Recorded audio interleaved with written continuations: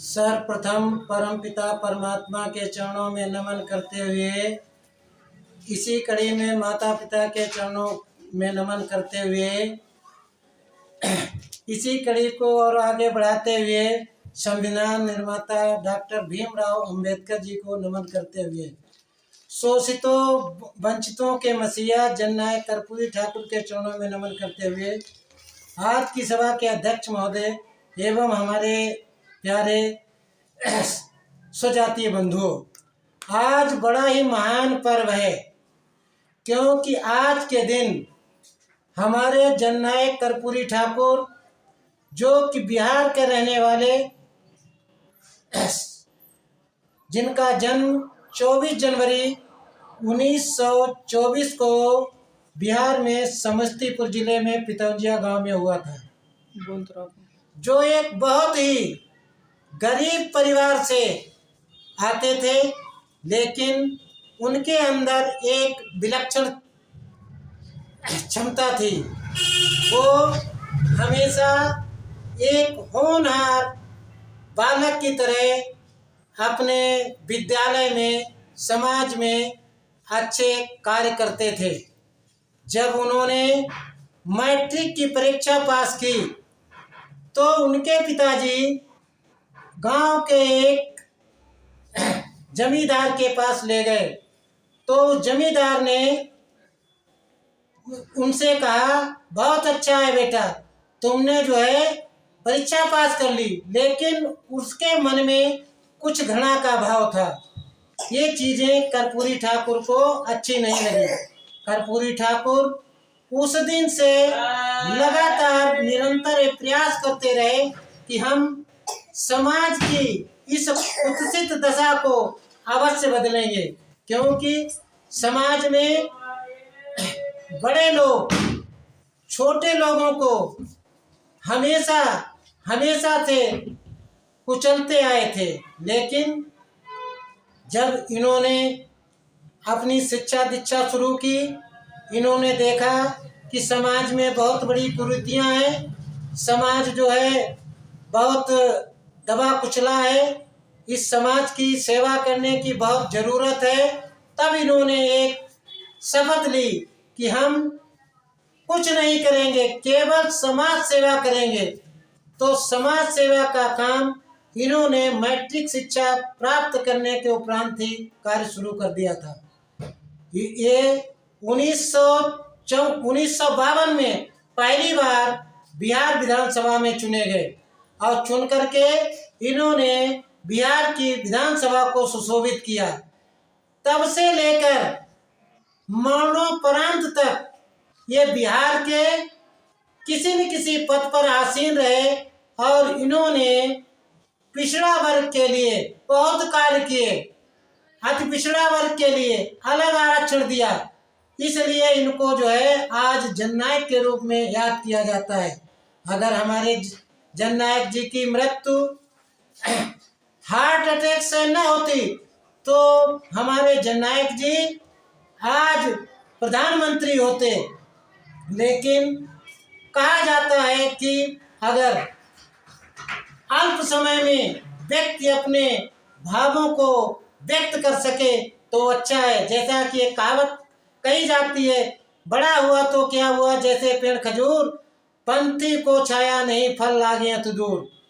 लंबी उम्र होने से कुछ नहीं होता, बात यह है कि हम कुछ करें, समाज में कुछ करें, अपनी जिंदगी को ऐसे ढालें कि समाज में कुछ सेवा करें।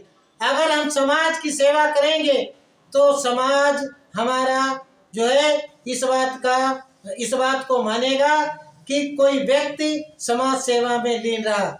इसी कड़ी में कर्पूरी ठाकुर, जब इंदिरा गांधी ने आपातकाल यानी लागू किया था, उस समय हमारे जननायक जी के ऊपर बहुत अत्याचार हुए। इनको जो है इंदिरा जी ने बहुत प्रताड़ित किया। ये अपने बिहार से गायब रहे और जब माननीय श्री लोक प्रकाश जयनारायण जी ने गांधी मैदान पटना में एक भीषण रैली की, तो उस रैली में प्रकट हुए, तब लोगों ने समझा कि जननायक कर्पूरी ठाकुर जो है अभी जिंदा है। तब वहां से एक जनता पार्टी का गठन हुआ। उसी समय गैर कांग्रेसी भारत में सरकार बनी 1977 में, जो कि वो समाजवादी संगठन कहलाया। ये समाजवाद, ये सच्चा समाजवाद था उनके लिए। उन्होंने किसी भी वर्ग का व्यक्ति हो, चाहे वो अगड़ा हो, चाहे पिछड़ा हो, चाहे दलित हो, सबके लिए बराबर काम किया। शिक्षा में, समाज उत्थान में और क्षेत्रों में अच्छा कार्य करते रहे। उनके अच्छे कार्य के सराहने के लिए आज भारत सरकार, माननीय मोदी जी ने हमारे जननायक जी को भारत रत्न से सुशोभित किया है। इसलिए हमारा पूरा समाज पूरे देश में आज हर्षोल्लास के साथ उनकी 100वीं जयंती मना रहा है। आज हम लोगों ने 30 वर्षों से संघर्ष किया है, जिसकी हम मांग करते चले आ रहे हैं।